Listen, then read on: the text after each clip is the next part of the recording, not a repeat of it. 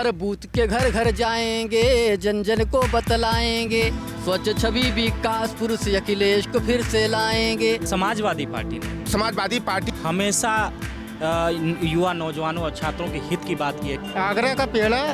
Hitler ने कहा था कि किसी बात को अगर किसी झूठ को 100 बार बोलेंगे तो जनता सच मान लेगी। मतरे तो पीते, ठीक है। जनता एक बार गलती करेगी, 2 बार 3 बार, हर बार गलती जनता नहीं करेगी। यहाँ का सीएम जो है अखिलेश यादव, बस उससे बेटर कोई नहीं। समाजवादी पार्टी एक ऐसी पार्टी है जो सबके साथ लेकर के चलने का काम करती है। वो अगर निकलते हैं अखिलेश भैया तो लगता है कि यहाँ सीएम जा रहे हैं।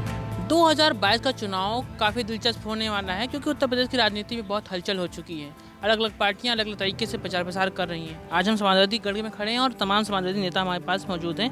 हम इन्हीं नेताओं से पूछेंगे क्या इनकी क्या तैयारी चल रही है और किस प्रकार से ये 2022 में अपने किले को भेदने के लिए तैयार हैं।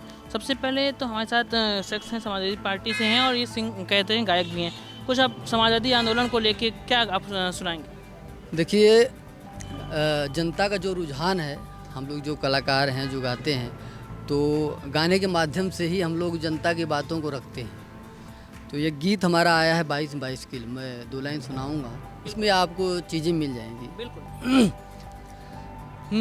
हर बूथ के घर घर जाएंगे, जन जन को बतलाएंगे, स्वच्छ छवि विकास पुरुष अखिलेश को फिर से लाएंगे। हर बूथ पे घर घर जाएंगे, जन जन को बतलाएंगे, स्वच्छ छवि विकास पुरुष अखिलेश को फिर से लाएंगे। हर बोल रही है जनता वही है सीएम के काबिल, बोल रही है जनता वही है सीएम के काबिल। 22 में 22 किल, 22 में 22 किल, 22 में 22 किल, 22 में 22 किल, ओनली 22 किल इस बार। 22 में 22 कल सोशल मीडिया देखते हैं समाजवादी पार्टी की तरफ से। अभिषेक जी सोशल मीडिया आप हैंडल करते हैं और काफ़ी आपकी चर्चा रहती है सोशल मीडिया में।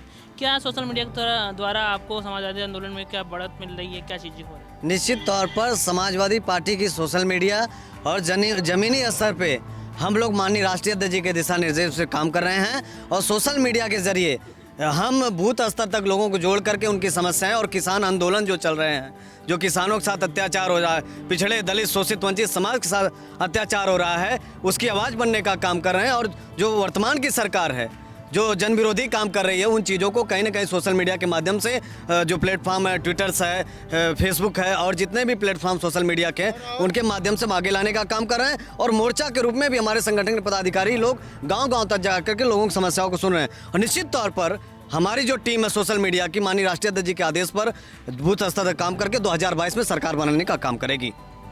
वर्तमान में समाजवादी किसान घेरा यात्रा चल रही है, अलाव चल रहा है, आप अध्यक्ष हैं, लगातार पूरे उत्तर प्रदेश में देख रहे होंगे। इस प्रयोजन को कैसे आप समाजवादी को बढ़ा रहे हैं आप? देखिए, समाजवादी पार्टी की बुनियाद ही किसान, मजदूर, पिछड़े, दलित, वंचित, अकलियत समाज के को आधार लेकर उनको सामाजिक न्याय के मुद्दे को आगे करके निर्माण हुआ था।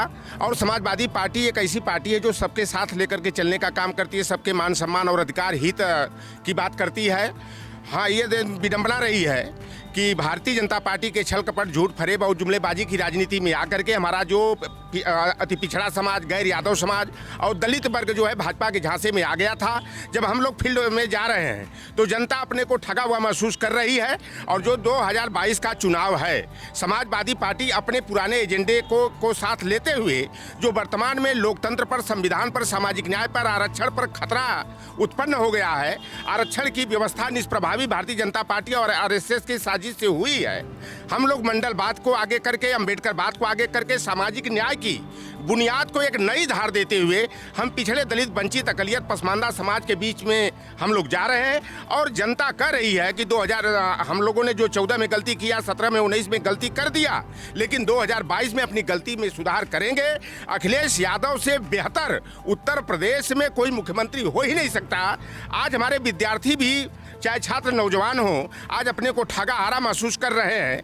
एक हमारे देश में प्रधानमंत्री लाल बहादुर शास्त्री जी हुए थे, उन्होंने जय जवान जय किसान का नारा दिया था। लेकिन नरेंद्र मोदी जी जो अपने को पिछड़ी जाति का बता करके, अपने को गरीब माँ का बेटा बता करके, दूसरे के घर में झाड़ू पोछा करने वाली, बर्तन मांजने वाली गरीब माँ का गरीब बेटा बता करके हमारे जनता को जो है भावनाओं में बहा करके जो है हमारा वोट हथियाने का काम किए। लेकिन सत्ता में जाने के बाद वो RSS के एजेंडे के आधार पर पिछड़े दलित को अधिकारों से वंचित करने का, संवैधानिक अधिकारों से दूर करने का षड्यंत्र कर रहे हैं। और जो एजेंडा आरएसएस का रहा है कि 100 वर्ष के अंदर भारत को हिंदू राष्ट्र बनाना है, और हमारे भारतीय संविधान की जो मूल भावना में समाजवाद शब्द है, पंथनिरपेक्षता शब्द है और लोकतंत्र शब्द है, भारतीय जनता पार्टी से तीनों पर खतरा मंडराता हुआ दिखाई दे रहा है। तो हम लोग सामाजिक न्याय के मुद्दे पर कर्पूरी जी का जो सपना रहा, बीपी मंडल जी का जो सपना रहा, ज्योतिबा फूले, छत्रपति साहू जी महाराज और बाबू जगदेव प्रसाद कुशवाहा और रामचरण निषाद जी की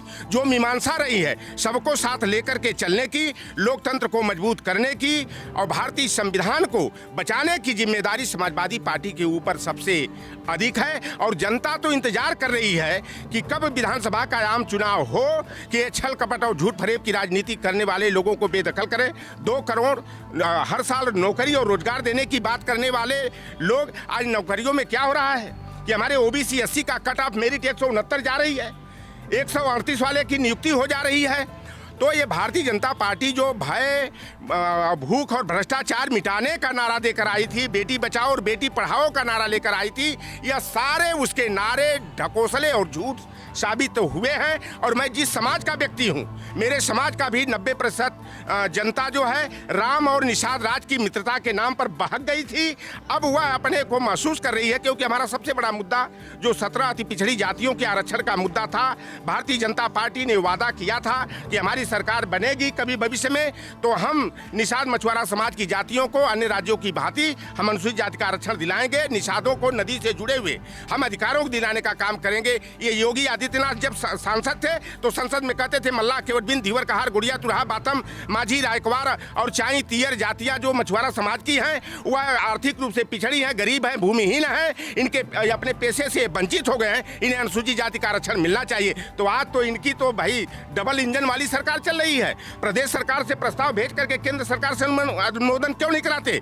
जब सवर्ण जातियों को जो संविधान में व्यवस्था है आर्थिक आधार पर आरक्षण की नहीं थी और नया संविधान संशोधन करके जब सामान्य वर्ग की जातियों को 10% आरक्षण 72 घंटा के अंदर कर दिया गया तो 17 अति पिछड़ी जातियों को अनुसूचित जाति के आरक्षण का लाभ देने में देरी क्यों? अरे अध्यक्ष जी, एक तो बताइए, लेकिन बड़ी बात चाचा तो भी बाहर हैं और निषाद जी पार्टी में तो निषाद जी आए थे, पूरी पार्टी को लेके आए थे, वो तो चले गए, पहले सपा के साथ चुनाव लड़े, फिर भाजपा के साथ चले गए, अब बीच में पार्टी सम्मिलित हुए, एक दिन बाद भाग गए। ऐसे में जिस निषाद नेता की आप बात कर रहे हैं या हमारे ओम प्रकाश राजभर की भी बात कर ले, यह लोग परिवारवाद को केवल अपना बेटा विधायक सांसद हो जाए, उन्हें अटैची मिल जाए, ऐसे लोगों को जनता बिल्कुल समझ चुकी है। ओम प्रकाश राजभर हो चाहे संजय निषाद हो, यह समाज के बहेलिया है।